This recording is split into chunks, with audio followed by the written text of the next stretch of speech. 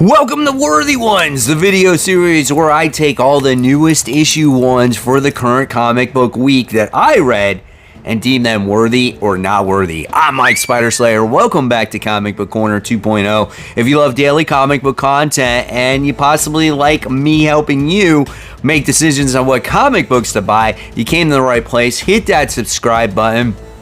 Also, guys, if you want to become a member of my YouTube channel, super easy. Just go on to my home screen, just hit that join button, and guys, there's 3 different tiers to choose from, and as low as 99 cents, you'll get early access to my videos. You'll get stickers for your comments and for live shows, and you'll also get monthly badges just to flex how long you've been a member of YouTube of Comic Book Corner 2.0. So as always, it's much appreciated. It does help support the channel. So with that being said, guys, let's go ahead and dive into this week's episode. Time waits. This is issue 1. This is from Distillery.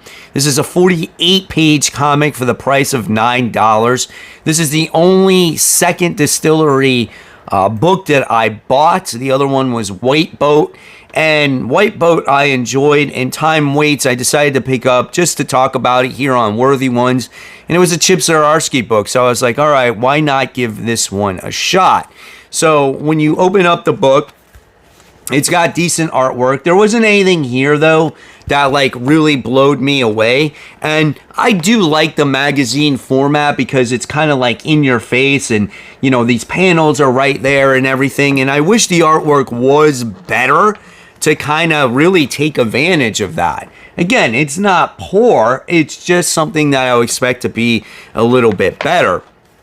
And in this comic book, we get this story about this guy who looks like, I guess he was a cop, like a time jumper type of cop, and you wind up finding out that he's having these episodes where he's going, it's like a time travel sickness, and he's kind of reliving his past and his current time, and he blacks out almost like he's having seizures and things like that, and then he's realizing like things are starting to catch up to him, and then his old partner is like the bad guy in this whole series. I don't know. I wasn't really interested in this book while reading it, so I'm going to deem this one not worthy. I think for the price of this book, I wanted a little bit better artwork. I wanted the characterization to be better in here. The main character was not very interesting in my points, and it just seemed very repetitive. Like this guy was going through these, this time sickness, right? So I think I'm going to pass on the second issue of this. Plus, Distillery's been all over the place with its release schedule. So yeah, I'm going to save myself $9 here. If I had to grade the book, I wouldn't say it's a horrible book. I just think for me, it was very average. Some might think differently for this one. So I'm going to rate this one a C. Guys, did you pick this one up, or did you pass on this one because of the high price point? Dead Eyes, The Empty Frames. This is issue 1, 32 pages for the price of $4. The book is written by Jerry Duggan and John McCrae does the artwork. I do like the artwork in this comic. It has a little bit of mystery in it when it has certain people's faces in there. They're like shadowed. I don't know. It has that like mystery element to it. Really cool. Something different that you don't always see every day. And this comic book is a volume 2. So if you never read Dead Eyes before and you want to get a better understanding on who the character is and what that first volume was about, I definitely suggest reading that, because in the beginning of this comic, I was kind of like, man, who is this guy? Like, what was the whole purpose of the first issue, right? But I think if I remember correctly, Martin is the character's name, and I guess his wife was sick and he was stealing paintings and doing heists to help his wife, I guess, beat cancer or her sickness or whatever. In this issue, we wind up seeing some piss poor people steal billions of dollars of paintings, and they've gone missing, and they've been trying to find them. And so Deadeyes has been keeping track of this. He winds up going to the museum. He breaks in after hours and he sits there and he goes, you know what? I'll steal your paintings back. I know where they are as long as you pay me $10 million. He's like, that's definitely a small price to pay considering that these things are worth like $1 billion.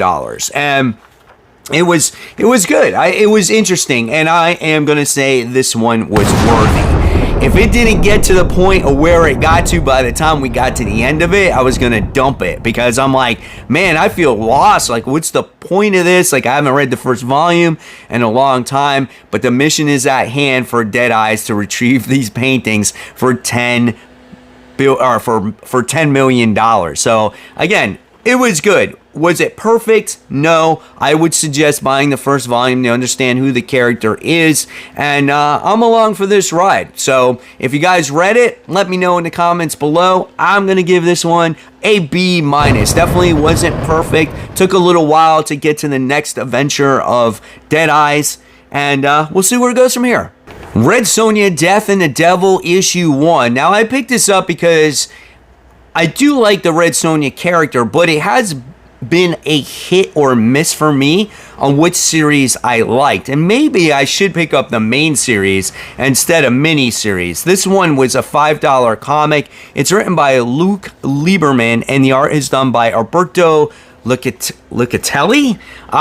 The artwork is a different style of artwork from what I was expecting in this title. I think the art is nice. The coloring is quite different as it's almost like a watered colors type of coloring. And so I was expecting much more like, I don't know, gorier or detail art. So it definitely threw me for a loop. And there's definitely a lot going on in this comic. And it feels like certain situations happened in other series. So I felt like I could not connect to this comic book the way that I wanted to. It looks like Red Sonia is on this mission to rescue this heir of the throne that was killed, and she's teaming up with an unlikely ally here. Okay, so listen, at the end of the day, I just couldn't get attached to it. I couldn't get into it. Maybe I should read the Red Sonia main series to understand what's going on more. So for me personally, I'm going to deem this book unworthy just because I don't know, I just couldn't get into it. So I'm going to give this a grade of not available because, again, I just feel like there's something here that I'm completely missing. And if you've been reading this series or other Red Sonia series and this ties into other stuff, let me know in the comments below. Venom or Wolverine issue 1. So if there is not enough Wolverine comic books out there, we got to have one that's tying into the whole Venom War situation, right? This one is 32 pages for the price of $4. This one's written by Tim Seeley in the art and Tony Fleece, and the art is done by Kev Walker. So here is your interior art. It's not bad. It's fine. It's very very cartoony-like. Okay, and you get to see some interesting concept when it comes to like a symbiote that takes over Wolverine. Okay, so the interesting thing about this comic book is the opening pages of it, where we get to see him fighting off this symbiote that's trying to possess him, and then he goes to this part where it's just like he goes to this like family at the end, and then when we got to that point, I was just like, I don't care about this family, and I actually don't care about this book. So this book is not worthy. Yeah, it's a book that really doesn't need to exist. It's like, hey, we got Venom, we got Wolverine. What do we do when we combine the two together? We got this. And the other thing that's against it is we have another new Wolverine issue 1 that came out this week. You got the other one by Capullo. And I just feel like right now there's just way too much Wolverine. And as expensive as the books are, you might only have, enough income to buy maybe one Wolverine book. And this is not the one that you're going to want to buy. So this comic was very mid, and I'm going to give this one a D+. This one just did not hit the mark for me. Just not something that was very interesting that took this book to the next level, so I will not be picking up the next issue. Wolverine issue 1. Here we go, guys. Legacy numbering 393. 36 pages for the price of $5. Another one of those highly anticipated books for the week that features Logan, right? Now, this book's artwork from, what is it? Martin Caculo is actually really solid here. The details that go into it is awesome. You get to really get immersed into the snowy atmosphere that's going on in this comic, right? Like, I almost feel like I wanted to put on a jacket.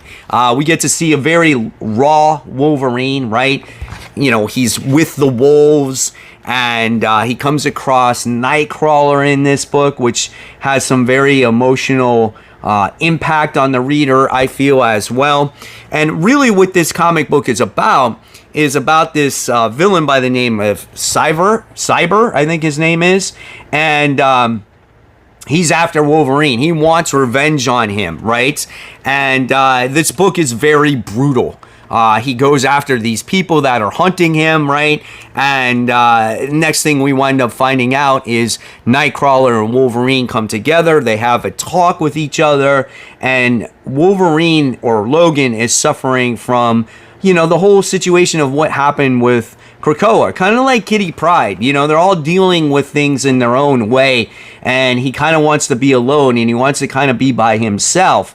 And Nightcrawler sitting there going, you are the X-Men, you are part of it. And he's trying to convince him to bring himself back with his friends, his family, and things like that. The thing that it kind of boggles my mind in this comic is, like, when does this take place? Is this literally right after Krakoa? Because he wants to be alone in this series, but he's in Uncanny X-Men with Rogue and Gambit and everybody else.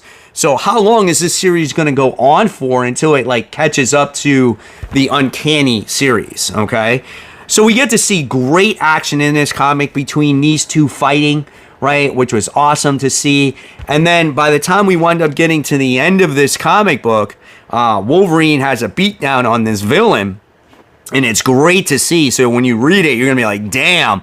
And then something happens to the villain where it leaves you scratching your head going, where are we going with this, right? So this book was definitely worthy. I really enjoyed it. It was, you know, a little bit slow in some parts, but it needed to be to get Wolverine to kind of go with Nightcrawler and realize, you know, where he's at right now, like mentally, right? So solid beginning to this one. I'm going to give this one a B+. Hopefully Saladin Ahmed wins me over on this series, and I'll continue to read it for a long time. Avengers Assemble, issue 1. This is 32 pages for the price of $5. I've been looking forward to this book for a while when it was announced, just because of the roster that is in this comic.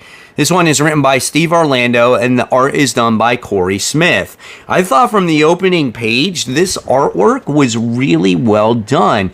And in this book, we get Sin, which is obviously Red Skull's daughter in this book, wearing a helmet of evil, right? And she causes everyone in the area to be angry and fight and bring out their darkest minds, and we wind up getting to see our cast of new Avengers go to battle, right?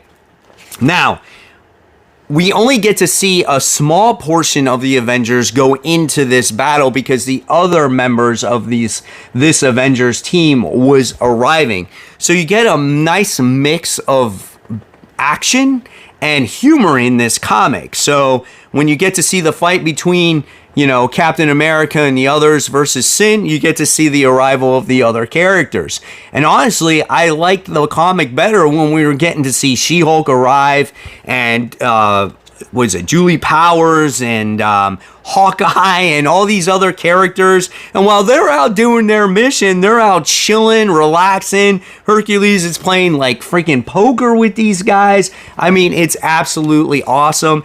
And one of the coolest things in this is we do get Night Thrasher in this comic book from the New Warriors, and he's like, dude, check out these hoodie. I brought one for everybody. I mean, It was really good. I thought, as the kids say these days, this was so fire. And this book was absolutely worthy. I loved it, man. It had that old school vibe to it.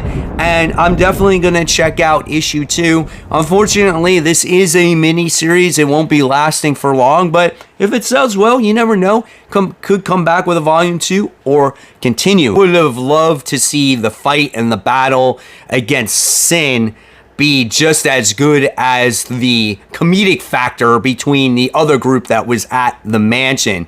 So with that being said, though, I'm going to give this one a B+. And interesting on the cliffhanger as well. I'm not so sure about the villains there, but nevertheless, I think what's going to make this book is the roster. I'm going to keep my fingers crossed on this one. So there you have it, webheads. There are all my thoughts on this week's newest number ones that I read. Do you agree? Do you disagree? And if there's any other number one books that you recommend me reading, let me know in the comments below. Until then, there's more content right here for you to click on. Remember, support the local comic shops. Keep buying, keep collecting, but always remember, yes, read the comics so we can have fantastic comic conversation. Guys, thank you so much for watching. I'll see you real soon. Take care.